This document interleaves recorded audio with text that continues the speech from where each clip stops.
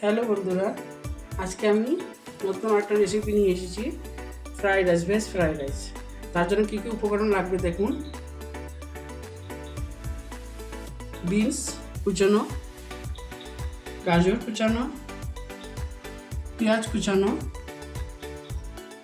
রসুন কুচানো, আদা কুচানো, মটরশুঁটি আর পেঁয়াজের পাতা কুচানো, সয়া সস আর ভাত তো লাগবে, মানে চাল রান্না করা ঠান্ডা।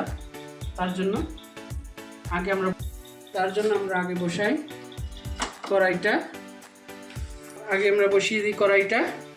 তার জন্য গ্যাসের ফ্লেমটা অন করে নিই।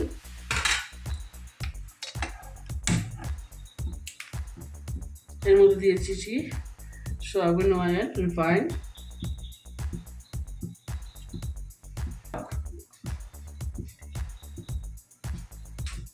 তার জন্য তেলটা গরম হয়ে যাও। তেলটা গরম হয়ে গেছে, আগে দিয়ে দেব রসুন কুচানো,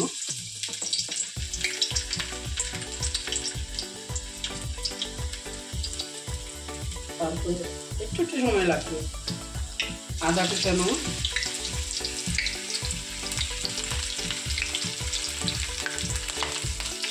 পেঁয়াজ কুচানো,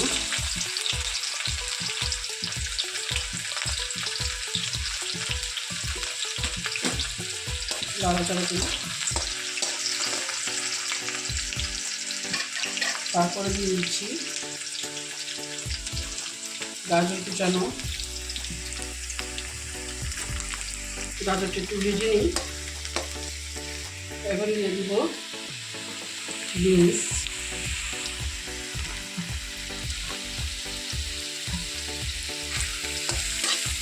বিনসটা ভেজে নেব একটু।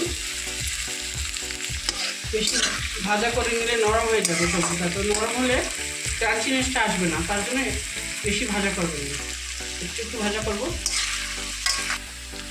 এখন মটরশুঁটি দিয়ে দেব, একটু ভেজে নেবেন মটরশুঁটিটাকে।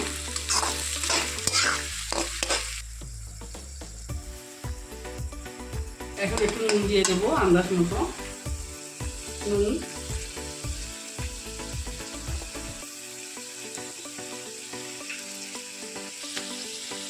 গোলমরিচের পাউডার,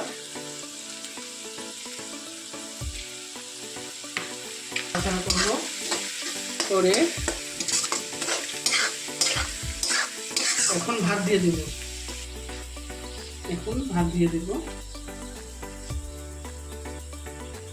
ভাত দেওয়ার পরে এর উপরে সয়া সস ঘুরিয়ে দিতে হবে, এক জায়গায় না, সব দিকে স্প্রেড করে দিতে হবে।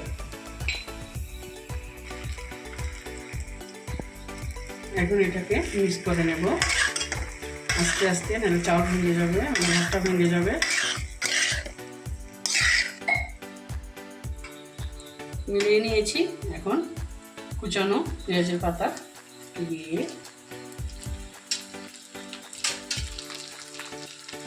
একটু মিশিয়ে হয়ে গেছে fried rice. Veg fried rice হয়ে গেছে। এখন নামিয়ে